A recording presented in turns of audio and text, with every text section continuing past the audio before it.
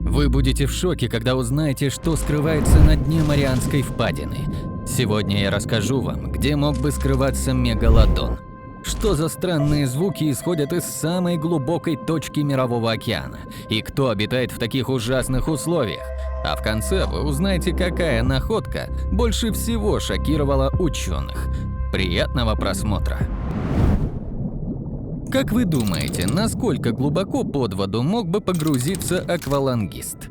Если взять лучшего из лучших, то мировой рекорд будет где-то в районе 300 метров. Немало, не так ли? А если, например, взять водных обитателей, то насколько глубоко заплывает один из самых больших из них? Кашалот в среднем погружается на 2700 метров. Звучит как что-то нереальное. А вот Титаник затонул и того глубже. Его остатки смогли найти на глубине 3750 метров. Но почему людям так сложно погружаться под воду? Дело все в том, что каждые 10 метров воды давят на организмы с той же силой, что и на поверхности Земли. То есть на глубине 300 метров, а это мировой рекорд по погружению у аквалангистов, давление будет равно 31 атмосфере. Все еще непонятно? Это как если бы на квадратный сантиметр вашего тела давило 32 килограмма груза. В общем, считайте, что вас придавило КАМАЗом. Но не стоит думать, что Титаник затонул на самой глубокой точке Мирового океана. Дело в том, что это даже не половина той глубины, что можно достичь. Вот вы знаете, какая самая высокая точка мира? Джомолунга, и она возвышается над землей на 8848 метров. Но даже эта огромная гора не сможет переплюнуть Марианскую впадину, ведь ее глубина составляет ошеломительные 11 километров. Если вы все еще не поняли, сегодня я расскажу вам о всех тайнах и загадках, связанных с Марианской впадиной. И первый вопрос, который волнует всех нас, есть ли на такой огромной глубине жизнь? Но перед тем, как ответить на этот вопрос, я бы хотел спросить вас, как вы думаете, может ли выжить хоть что-то, когда вокруг него давление превышает земное в 1100 раз? Да невозможно. А вот природа думает иначе. Дело в том, что ученые уже обнаружили удивительные организмы на дне Марианской впадины. Это были весьма необычные полупрозрачные существа, которые просто дрейфовали в воде. И хоть на такой глубине нет ни капельки солнечного света, ведь он перестает проходить сквозь воду уже спустя километр, эти удивительные животные все равно находят способ существовать. Но и это не все. В 2021 году китайские ученые обнаружили в Марианской впадине гигантские мимовирусы. Как утверждают ученые, они полностью безопасны для человека. Ученые нашли более 10 новых типов вирусов, которые раньше не были обнаружены буквально нигде. А самое интересное то, что среди них были настоящие гиганты, которые в разы больше всех существующих вирусов. Но ученые считают, что такая находка полностью безопасна для людей, ведь эти вирусы не вызывают тяжелые болезни. Однако, кто знает, может спустя несколько лет какой-нибудь из них мутирует и начнет делать из людей зомби? Но все эти организмы и вирусы еще хоть как-то поддаются объяснению и логике. Но вот то, что нашли американские ученые в 2014 году, повергло всех в шок. Дело в том, что на большой глубине были обнаружены странные звуки, и они отличаются чрезвычайно широким частотным диапазоном. Он начинается от 38 Гц до 8000. Как говорят эксперты, эти странные сигналы похожи и на стоны, и на какой-то металлический скрежет или же удары. Но что такого есть в этой впадине, чтобы издавать такие странные звуки? Ученые попытались успокоить общественность своими заявлениями. Они сказали, что это зов маленьких полосатиков. Это такой вид карликовых китов. Они как раз обитают примерно в том районе. Так что можно смело выдохнуть, если вы доверяете этим шарлатанам. Ведь их заявления можно в пух и прах разбить одним лишь наблюдением. Дело в том, что такой звук киты издают во время спаривания, а это происходит лишь зимой, но никак не летом. И что же тут такого, спросите вы меня? Да то, что странные звуки фиксировались в течение всего года. Так кто все-таки их издает? К сожалению или к счастью, сейчас мы не можем ответить на этот вопрос однозначно. Мы можем лишь наблюдать и фиксировать его со стороны. Ученые, в общем-то, так и делают. Они отправляют на глубину в километр специальные автономные суда, которые месяцами дрейфуют под водой и фиксируют все, что нужно людям.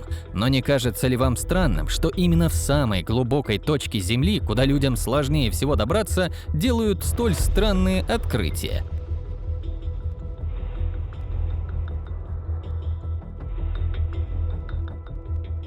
Что еще может скрывать наш любимый мировой океан? Да вообще что угодно, ведь по сути он изучен меньше, чем далекая от нас Луна. Мы до сих пор не знаем, сколько всего видов животных и рыб обитает в океане, есть ли в нем какие-то пещеры и сколько городов и цивилизаций было смыто водой. Ведь мы слышали историю лишь одной Атлантиды, а может быть и такое, что в океане вообще есть разумные существа, которые превосходят нас. Но не будем говорить о таких вещах, пока у нас нет никаких доказательств. Ведь есть вещи, о которых нельзя молчать, но ученые вынуждены это делать. В общем, как вы можете знать, люди уже давно изучают Марианскую впадину. И вот в 2000-м они снова погружались под воду, чтобы найти что-нибудь интересное. В один момент люди на борту услышали странные звуки, а датчики зафиксировали, как к батискафу приближалось нечто огромного размера. Спустя мгновение судно сильно тряхнуло. Никто не понимал, что происходит и что это за существо могло быть. Но всем стало ясно, что пора бы убегать из столь опасного места. Батискаф начали поднимать на поверхность, и когда его смогли осмотреть снаружи, все были просто в шоке. На толстом металле виднелись отчетливые пробоины, будто кто-то пытался прокусить стенки судна. Естественно, эту историю пытались замять, чтобы общественность ничего не узнала, иначе бы в мире поднялась настоящая паника. Но что все-таки могло нанести такой ущерб сверхпрочному батискафу? Ученые, которые наблюдали за происходящим, предполагают, что это мог быть древний вид гигантских акул – мегалодон. Его зубы до сих пор находят в разных частях Мирового океана, а факт исчезновения и гибели этого животного до сих пор не был доказан. К тому же Марианская впадина стала одним из самых закрытых и недоступных мест на планете. Быть может, эти гигантские акулы просто пытаются скрыться от нас в этом ужасном месте. Да и кто все-таки издавал те звуки, о которых я говорил ранее? Столько вопросов и так мало ответов. Но мегалодон не единственная акула, которая может обитать около Марианской впадины. Вот, к примеру, акула-гоблин. Лично меня пугает это животное. Вообще, этот вид акул долгое время считался вымершим, но впервые люди смогли выловить одну особь примерно 100 лет назад. И на самом деле это просто поразительное животное. Дело в том, что самые старые останки этой акулы были возрастом около 150 миллионов лет. Потрясающе, не так ли? Вообще, этот вид акул реально удивительный. Дело в том, что у нее есть орган, который позволяет улавливать мельчайшие электромагнитные импульсы. Нет, это не значит, что весь мировой океан знает, когда вы включили чайник. Это значит, что акула-гоблин может почувствовать сигналы внутри мозга животного, которое находится рядом. Так что это отличный способ быстро найти свою жертву. Но меня пугает не это. Дело в том, что из-за огромного носа может показаться, что акула-гоблин – никудышный охотник. Но не тут-то было. Дело в том, что ее пасть подвижна до безумия. Она может легко поймать свою добычу, так как челюсть вылезает чуть ли не до края носа. А выглядит это очень жутко. Еще на дне Марианской впадины вы сможете найти удивительные своим внешним видом растения, которые прозвали деревом пинг-понга. Но не стоит думать, что оно безопасно. Лучше не касаться этого удивительного дерева, ведь оно плотоядное. А как вы думали, в Марианской впадине выживают только сильнейшие. Но нам, людям, не стоит сильно переживать. За свою жизнь стоит волноваться мелким животным, а чаще всего ракообразным. Дело в том, что если такое существо дотронется дерева, то оно уже не сможет выбраться, ведь растение возьмет его в плен. А после начнет медленно высасывать из него все соки. Урр, страшно звучит, не так ли? Но даже это растение не так сильно удивляет меня, как то животное, о котором я расскажу вам дальше. Это удивительная марианская улитка. Но что в ней такого, что я ее восхваляю? Да то, что она обитает на огромной глубине, будучи беспозвоночным. Впервые обнаружить ее удалось лишь в 2014 году, и тогда ученые были просто в шоке. Дело в том, что найти живое существо на такой огромной глубине – настоящее чудо. Но что вообще нужно, чтобы выжить в таких условиях? Ну, у этой рыбы, к примеру, прозрачная кожа. Дело в том, что в ней отсутствует какой-либо пигмент. Также у рыбы увеличены внутренние органы, а мышцы очень-очень тонкие. А еще у рыбы неполное окостенение, так что по сути это самый обычный подводный слизняк. Ученые также утверждают, что животное не может видеть, однако на свет оно все-таки реагирует. В общем, странная и удивительная животинка – это марианская улитка. Кстати, я заметил тут одну удивительную особенность. Чем глубже проживает животное, тем более оно страшно выглядит. Почему я так считаю? Но вы взгляните на удильщика. Не кажется ли вам, что подобное чудовище не должно проживать на нашей планете? Ну а если говорить честно, то удильщики – это очень удивительные животные. К примеру, у них особенный орган – специальный отросток. Он позволяет рыбе излучать свет. Так что это своего рода фонарик, но зачем он нужен на глубине, где нет вообще никакого света?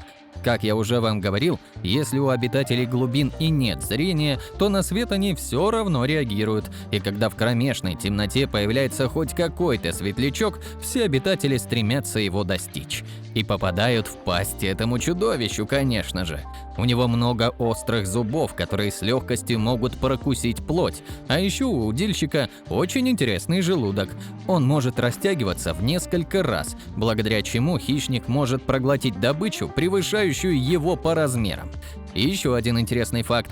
Все эти огромные и ужасные особи, оказывается, женского пола. Ведь особи мужского пола в разы меньше своих дам, да и не такие прожорливые они. А еще мальчиков найти крайне сложно. Почему? Да потому что для спаривания они вгрызаются в плоть женской особи. Так они долгое время держатся на ее поверхности, пока просто не срастутся с ней. А потом уже происходит оплодотворение. В общем, весьма жуткие твари эти удильщики. А еще на огромной глубине вы сможете обнаружить осьминога. Правда, вид этих малышей до конца не изучен, и неясно, опасен ли он для человека. Но меня все равно поражает то, что одну такую особь нашли на глубине 7000 метров. Это Гримпотефтис. И надо отдать должное, для глубоководного обитателя он слишком мил. У этого удивительного пухляша студенистое тело, благодаря которому он не превращается в блинчик на такой глубине. А еще у него есть ушки, которые с виду похожи на слоновьи. Правда, они нужны не для того, чтобы слушать, что происходит вокруг, а чтобы плавать. А еще у этих осьминогов весьма чувствительные глаза, которые ловят малейшие признаки света. Но как такая милота могла выжить в столь суровых условиях? Ну, даже если на него кто-то и нападет, то осьминог может просто сбросить призрачную шкуру. Это обманка, с которой и останется хищник. А сам осьминог в этот момент уплывет на огромной скорости подальше от опасности.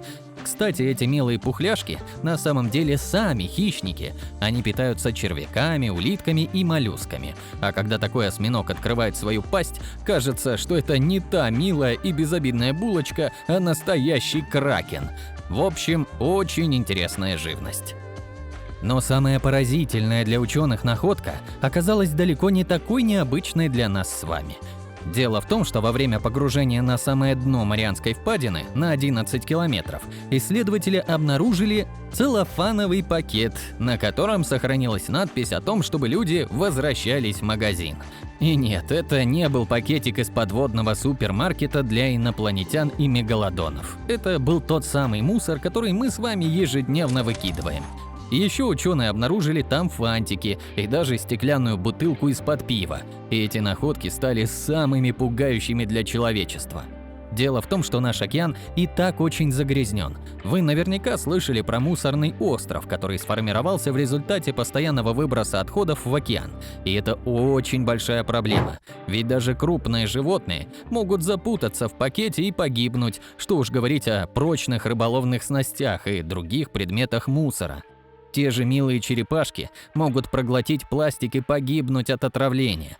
А то, что все это может попасть на самое дно, еще больше пугает. Вы только представьте. Люди только-только начали изучать дно Марианской впадины.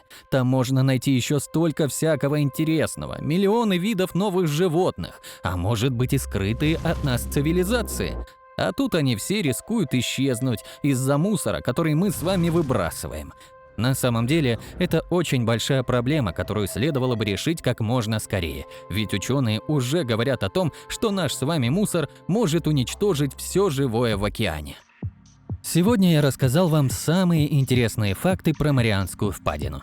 А какой из них понравился вам больше всего? Лично меня больше всего удивляет профессионализм тех, кто создавал аппараты для погружения, которые выдерживают такие нагрузки. А знаете, где еще нужны профи? В нашей команде.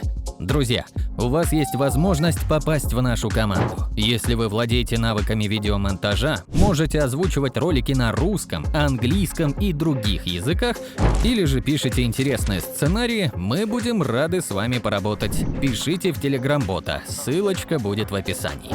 Спасибо вам за просмотр, не забывайте подписываться и ставить лайки. До встречи в следующих выпусках. Пока-пока.